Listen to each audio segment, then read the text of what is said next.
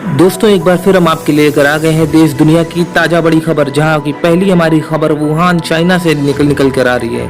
पूरी दुनिया पर इस समय कोरोना वायरस का कहर टूट रहा है। अधिकतर देश लॉकडाउन का सामना कर रहे हैं। इस बीच वुहान से एक तस्वीर सामने आई है। वहीं वुहान, जहां कोरोना वायरस की शुरुआत पिछले साल हुई थी, वुहान से आई इस तस्वीर में लोग वाटर पार्क पूल पार्टी करते नजर आ रहे हैं। वुहान चाइना के इस पार्क में मास्क है ना सोशल डिस्टेंसिंग, बस लोग और ढेर सारी मस्ती। पार्क की कैपेसिटी की 50% तक की भीड़। वुहान के माया बीच वाटर पार्क के एक इलेक्ट्रॉनिक म्यूजिकल फेस्टिवल में बड़ा संख्या में लोगों को स्विमसूट्स और गॉगल्स के साथ देखा गया, जहां कई लोग रबड़ की रिंगियों पर बैठे थे और वहीं कुछ लोग पानी में अटखेलियां कर रहे थे। स्थानीय मीडिया की रिपोर्ट के मुताबिक पार्क में पार्टी करने वालों की भीड़ उसकी सामान्य क्षमता के 50% तक कम थी। वहीं पार्क में महिलाओं के प्रवेश को लेकर 50% डिस्काउंट भी दिया गया था। पार्क में मौजूद कुछ लोगों को लाइफ जैकेट्स भी दिए गए थे, लेकिन किसी भी मास्क लगाए हुए नहीं देखा गया। पार्टी में लोगों को काफी मजे लेते हुए देखा गया। पार्क में हो रहे एक स्टेज शो में एक कलाकार ने भीड़ के सामने अपने फोटोज ली, तो वहीं एक अन्य कलाकार ने स्पार्क शूटिंग के साथ भीड़ का मनोरंजन किया। 76 दिनों के लॉकडाउन के बाद खोला गया है पार्क। मालूम हो कि पिछले साल कोरोना वायरस संक्रमण का सबसे पहला मामला चीन के 11 मिलियन लोगों के शहर वुहान में था। 76 दिन के सख्त लॉकडाउन के बाद अब शायद इस पार्क को जून महीने में फिर खोल दिया गया है। नए मामलों की संख्या घटने के बाद हुबेई स्थानीय अर्थव्यवस्था में सुधार के लिए पूरे प्रांत 400 टूरिस्ट स्थानों में फ्री एंट्री की पेशकश कर रही है। तो दोस्तों बढ़ते हैं अपनी दूसरी बड़ी खबर की तरफ, जो कि सुशांत सिंह राजपूत केस से निकल कर आ रही है। दरअसल अभिनेता सुशांत सिंह राजपूत की मौत 14 जून को हुई थी। उस दिन के कुछ वायरल हुए वीडियो में यह दावा किया जा रहा है कि पुलिस की मौजूदगी में एक व्यक्ति संदिग्ध काले बैग को लेकर कमरे से निकला और फिर तब से ही वो बैग गायब है। वायरल वीडियो में नजर आ रहा है एक आदमी और एक महिला संदिग्ध बताए जा रहे हैं। दावा किया जा रहा है इस काले बैग में सबूत थे जिसे गायब किया गया। 14 जून को सुशांत के कमरे में बनाए गए वीडियो में ब्लैक ड्रेस में एक आदमी सुशांत की बॉडी के पास काला बैग पकड़े नजर आ रहा है। इसने लाइट पिंक कलर की कैप लगाई हुई है। इस आदमी को बैग थामे सीढ़ियों से उतरते भी देखा जाता है। इसी वीडियो में ब्लू और व्हाइट रंग की स्ट्रिप शर्ट पहने एक लड़की भी सुशांत की बिल्डिंग कंपाउंड में दौड़ती नजर आती है। वह जाकर इस ब्लैक ड्रेस वाले शख्स से मिलती है और कुछ बात करती है। इसके बाद ब्लैक ड्रेस वाले व्यक्ति के हाथ से बैग गायब नजर आता है। खास बात यह है कि जिस समय यह सब हो रहा होता है तब मुंबई पुलिस भी वहीं मौजूद रहती है। एबीपी न्यूज ने इसकी पड़ताल की और काले बैग के रहस्य से पर्दा उठाया। दरअसल पड़ताल में पता चला कि यह काला बैग नहीं बल्कि एम्बुलेंस में रखा रेक्सीन पोर्टेबल बैग है। इस बैग का उपयोग डेड बॉडी को एम्बुलेंस तक ले जाने के लिए किया जाता है, जहां स्ट्रेचर नहीं जा सकता। गौरतलब है कि सुशांत का डुप्लेक्स फ्लैट माउंट ब्लैक की 6वीं मंजिल पर था, जहां स्ट्रेचर लिफ्ट या सीढ़ी से नहीं जा सकता था। इस रेक्सीन पोर्टेबल बैग को पकड़ने वाला व्यक्ति एम्बुलेंस चालक है, जो शव को 16वीं मंजिल से ग्राउंड फ्लोर तक उतारने के काम से कमरे में गया था। ब्लू टी शर्ट वाली लड़की सौविक की दोस्त बताई जा रही है, जो मौत की खबर सुनकर भागते हुए सोसाइटी में मीडिया के सामने अंदर जा रही है। एम्बुलेंस के चालक और काले कपड़े में दिखने वाले युवक के भाई विशाल ने एबीपी न्यूज के सामने सच्चाई बताई है। विशाल ने बताया कि पुलिस के निर्देशक के मुताबिक शव को एम्बुलेंस में रखने और कपूर अस्पताल तक पहुंचाने का निर्देश मिला था। पोर्टेबल रेक्सीन बैग शव उठाने के लिए होता है। उस दिन 2 एम्बुलेंस माउंट ब्लैक घर पर आई थी। पहली एम्बुलेंस में स्ट्रेचर का पहिया खराब था और उस पर बॉडी फिट नहीं हो रही थी, जिसके बाद दूसरी एम्बुलेंस मंगाया गया था। एम्बुलेंस के चालक विशाल ने बताया कि उन्हें सोशल मीडिया और फोन पर धमकियां मिल रही थी और इसकी लिखित शिकायत वो मुंबई पुलिस की साइबर सेल में दर्ज कराई है। तो दोस्तों बढ़ते हैं अपनी अगली बड़ी खबर की तरफ, जो कि कोरोना वायरस से रिलेटेड आ रही है। दुनिया भर में कोरोना वायरस की दहशत से लोग डरे हुए हैं। इसी बीच कोरोना वायरस से जुड़ी एक और खबर मलेशिया से आ रही है, जो शायद आपकी परेशानी और बढ़ा सकती है। दरअसल मलेशिया में कोरोना वायरस के एक और नए प्रकार का पता लगाया गया है, जो कि आम कोरोना वायरस से 10 गुना ज्यादा संक्रामक बताया जा रहा है। इस तरह के वायरस विश्व में कई जगह पाए गए हैं। इनका नाम वैज्ञानिकों ने D614G रखा है। मलेशिया में कोरोना वायरस के लगभग 45 केस में से यह वायरस सबसे पहले 3 लोगों में पाया गया था, जिसमें से एक रेस्टोरेंट के मालिक था जो भारत में लौटा था। इस व्यक्ति को होम क्वारंटाइन का उल्लंघन करने के आरोप में मलेशियाई सरकार ने 5 महीने की जेल और जुर्माना की सजा सुनाई थी। ऐसा ही मामला फिलीपींस से लौटने वाले एक समूह में भी देखने को मिला। इस समूह के 45 लोगों में से 3 लोग इस प्रकार का कोरोना पाया गया। स्वास्थ्य महानिदेशक दातुक डॉक्टर नूर हिशाम अब्दुल्ला का कहना है कि कोरोना के इस नए प्रकार का मतलब यह हो सकता है कि संक्रमण के खिलाफ बनाए गए टीके पर मौजूद अध्ययन सभी अधूरा या अप्रभावी हो सकता है। एक फेसबुक पोस्ट के जरिए मलेशिया के इंस्टीट्यूट ऑफ मेडिकल रिसर्च के स्वास्थ्य महानिदेशक डॉक्टर नूर हिशाम अब्दुल्ला ने लोगों को इस बात की जानकारी देते हुए बताया कि लोगों को इस वायरस के प्रति अधिक सावधान रहने और अधिक सावधानी बरतने की आवश्यकता है, क्योंकि यह संक्रमण अब मलेशिया में पाया गया है। उनका कहना है कि इस वायरस से लड़ने के लिए लोगों को सहयोग की बहुत आवश्यकता है, ताकि हम सब एक साथ मिलकर इस संक्रमण के उत्परिवर्तन की श्रृंखला को तोड़ सकें। बता दें, दुनिया भर की तुलना में मलेशिया ने बड़े पैमाने पर वायरस को रोकने में कामयाबी हासिल की है। हालांकि अब देश में पाए जाने वाले कोविड-19 के नए मामले की संख्या बढ़ रही है। मलेशिया में शनिवार को 26 नए मामलों की पुष्टि की गई थी, जो कि 28 जुलाई के बाद संख्या में सबसे अधिक रहे हैं, और रविवार को 25 और नए मामले सामने आए हैं।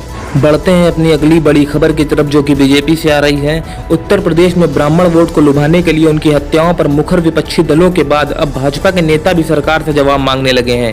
विधानसभा के सत्र में एक बार सुल्तानपुर जिले का नाम बदलने का प्रकरण उठा चुके सुल्तानपुर के लम्हुओं से भाजपा के विधायक देवमणि द्विवेदी ने भी सरकार ने बीते 3 वर्षों में ब्राह्मणों की हत्या का हिसाब मांगा है।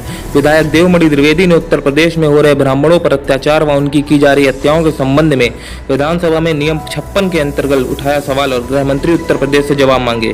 सोशल मीडिया पर पत्र वायरल हुआ। देवमणि द्विवेदी ने इस बाबर 4 दिनों मानसून सत्र में जवाब को लेकर 16 अगस्त को पत्र दाखिल किया है। उन्होंने 4 दिनों मानसून सत्र में यानी सीएम योगी आदित्यनाथ 6 प्रश्नों में ब्राह्मण की हत्याओं के कारण उसका पूरा हिसाब मांगा है। भाजपा विधायक देवमणि ने मानसून सत्र में अपने प्रश्न का जवाब मांगने के लिए प्रमुख सचिव विधानसभा के पास अपना पत्र प्रेषित किया है। प्रदेश में ब्राह्मणों की लगातार हो रही हत्याओं से भारतीय जनता पार्टी के विधायक भी काफी बेचैन है। इसको लेकर विधायक देवमणि द्विवेदी ने सरकार से पूछा है कि वर्तमान की भाजपा सरकार के करीब 3.5 वर्ष के कार्यकाल में कितने ब्राह्मणों की हत्या हुई है, इन हत्याओं को अंजाम देने वाले कितने लोग पकड़े गए हैं, प्रदेश सरकार इनमें से कितने लोगों को सजा दिलाने में सफल रही है, ब्राह्मणों की सुरक्षा को लेकर सरकार की रणनीति क्या है, क्या इसी हालत में सरकार ब्राह्मणों को शस्त्र लाइसेंस देने में प्राथमिकता देगी। अभी तक इस सरकार के कार्यकाल में कितने ब्राह्मणों ने शस्त्र लाइसेंस के लिए आवेदन किया है और कितनों के लाइसेंस जारी हो गए। तो इस तरह से बीजेपी विधायक ने भी बीजेपी से ही सवाल करना स्टार्ट कर दिया है। बिहार चुनाव आ गया है और बिहार में बीजेपी क्या करेगी वो खबर हम आपको बताते हैं। तो बढ़ते हैं अपनी अगली बड़ी खबर की तरफ, जो कि बिहार चुनाव से बीजेपी की बात आ रही है। भारतीय जनता पार्टी ने आगामी बिहार विधानसभा चुनाव के लिए अपने एजेंडे को तय कर लिया है। पार्टी के प्रदेश अध्यक्ष संजय जायसवाल ने सोमवार को बताया कि बीजेपी 2 मुद्दों पर चुनाव मैदान में उतरेगी। इस साल अक्टूबर-नवंबर के महीने में राज्य में चुनाव होने हैं। बिहार बीजेपी अध्यक्ष और बेतिया के सांसद संजय जायसवाल ने कहा कि पार्टी नई शिक्षा नीति और आत्मनिर्भर भारत के मुद्दे को लेकर राज्य की जनता के बीच जाएगी। संजय जायसवाल ने बताया, केंद्रीय सरकार द्वारा तैयार एनईपी और आत्मनिर्भर भारत अभियान बिहार चुनाव के लिए हमारे सबसे महत्वपूर्ण मुद्दे होंगे। उन्होंने कहा कि बिहार के लिए एनईपी एक बहुत बड़ी पॉलिसी है। राज्य के छात्रों को 8 साल की उम्र से ही तकनीकी शिक्षा मिलनी शुरू हो जाएगी। सरकार भी कौशल विकास को बढ़ावा देगी। एनईपी के माध्यम से बिहार के शिक्षा क्षेत्र में एक बड़ा बदलाव आ सकता है। बिहार बीजेपी अध्यक्ष ने कहा कि भूमि संबंधी मुद्दों के कारण राज्य में बहुत बड़े उद्योग स्थापित करना संभव नहीं है। ऐसे में यह महत्वपूर्ण कि छोटे उद्योगों, लघु उद्योगों और माध्यम उद्योगों को बढ़ावा दिया जाए। प्रधानमंत्री नरेंद्र मोदी ने राज्य के विकास से अपनी भागीदारी देने के लिए नए उद्यमियों खातिर 20 लाख करोड़ के पैकेज की भी घोषणा की है। यह आत्मनिर्भर भारत योजना के तहत ही संभव हुआ है। जायसवाल ने कहा कि आत्मनिर्भर बिहार आत्मनिर्भर भारत की सफलता बड़ी भूमिका अदा करेगी। उन्होंने कहा कि बुनियादी ढांचे के विकास और छोटे उद्योगों के लिए प्रधानमंत्री मोदी ने बिहार को अलग से 1.5 लाख करोड़ का पैकेज दिया है।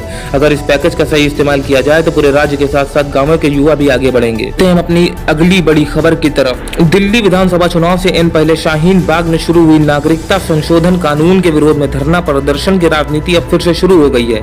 दिल्ली की सत्ता पर काबिज आम आदमी पार्टी आप सरकार ने भारतीय जनता पार्टी बीजेपी पर बड़ा आरोप लगाते हुए कहा है कि शाहीन बाग पूर्व नियोजित था, जिसका पटकथा बीजेपी ने ही लिखी थी। आपने संकेत के अल्पसंख्यक समुदाय के कुछ नेताओं के बीजेपी में शामिल होने को अपने इस आरोप का आधार बनाया है। हालांकि बीजेपी ने तुरंत ही आपसे इस दावे का खंडन कर दिया है। बीजेपी ने विकास के बजाय शाहीन बाग पर लड़ा चुनाव।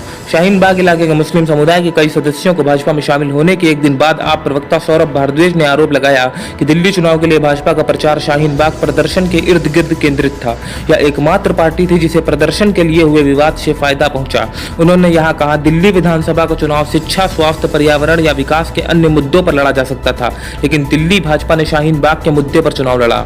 शाहीन बाग बीजेपी की ओर से पूर्व नियोजित था। उन्होंने आरोप लगाया, शाहीन बाग प्रदर्शन की पूरी पटकथा भाजपा ने लिखी थी।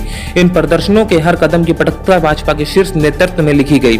भारद्वाज ने दावा किया, उन्होंने बीजेपी निर्णय किया कि कौन क्या बोलेगा, कौन किस पर प्रहार करेगा, फिर कौन उस पर पलटवार करेगा। ये सभी चीजें पूर्व निर्धारित थी। उन्होंने दावा किया कि दिल्ली में भाजपा का वोट प्रतिशत शाहीन बाग प्रदर्शन इसके कारण हुए विवाद के चलते 18 से बढ़कर 38 हो गया है। बीजेपी ने आपके आरोप पर किया पलटवार। हालांकि आरोप का भाजपा के तत्कालीन प्रमुख मनोज तिवारी ने खंडन किया है कि पार्टी धर्म, जाति आदि आधार पर भेदभाव नहीं करती। तिवारी ने ट्वीट किया, अब भ्रम दूर हो रहा है। मुस्लिम भाई बहन लाइन भाजपा के साथ चलना चाहते हैं। बांटना बंद कीजिए अरविंद केजरीवाल जी। दुनिया की सबसे बड़ी पार्टी भाजपा सभी धर्मों का प्रतिनिधित्व करती है, धर्म जाति आदि के आधार पर भेदभाव नहीं करती है। बढ़ते हैं अपनी अगली इंटरनेशनल बड़ी खबर की तरफ, जो कि नॉर्थ कोरिया के बदमाश या तानाशाह कह लें जिन्हें, उनकी तरफ से आ रही है। अमेरिका की सेना ने एक रिपोर्ट में बताया, माना जा रहा है कि उत्तर कोरिया के पास अब 60 परमाणु बम मौजूद हैं और विश्व का तीसरा सबसे बड़ा रासायनिक हथियार रखने वाला देश बन गया है। रिपोर्ट में बताया गया कि उत्तर कोरिया के पास रासायनिक हथियार का जखीरा 5000 टन तक है। मीडिया रिपोर्ट्स के अनुसार अमेरिका सेना के मुख्यालय ने अपनी रिपोर्ट में मौत का सामान बढ़ाने को उत्तर कोरियाई चालबाजी के रूप में मूल्यांकन कर रहे हैं और यह भी बताया गया कि प्योंगयांग ने शासन के अस्तित्व को सुनिश्चित करने के इन हथियारों का निर्माण किया जा रहा है, जिससे देश पीछे हटने वाला है। यहाँ यह भी कहा गया कि उत्तर कोरिया के परमाणु हथियारों का आंकड़ा 20 से 60 बमों तक पहुंच चुका है। वहीं रासायनिक हथियारों का जखीरा 2500 से 5000 तक पहुंच गया है, जहां इस बात का पता चला कि बहुत संभावना की है कि उत्तर कोरिया सेना रासायनिक तोपखाने के गोले का इस्तेमाल करने वाले हैं। शासन ने जैविक हथियारों पर परीक्षण भी किया और संभवतः एंथ्राक्स और स्मॉल पॉक्स को हथियार बनाया है, जिसे साउथ कोरिया, अमेरिका और जापान के विरुद्ध इस्तेमाल किए मिसाइलों से दाग सकता है। जहां रिपोर्ट्स में कहा गया कि 1 किलो एंथ्राक्स सियोल में 50,000 तक लोगों को मार सकता है। बीते माह कोरियाई केंद्रीय समाचार एजेंसी के माह उत्तर कोरिया के नेता किम जोंग उन ने अपने भाषण में कहा था कि देश के परमाणु शक्ति बनाने का निर्णय पूरी तरह से उचित और सही है। उन्होंने बताया था कि यह एक युद्ध को रोकने में कारगर रहा। उत्तर कोरियाई नेता ने कहा कि परमाणु हथियार देश की सुरक्षा के एक पक्की सुरक्षा गारंटी है। यह विश्वसनीय और प्रभावी है। यह दूसरे कोरियाई युद्ध को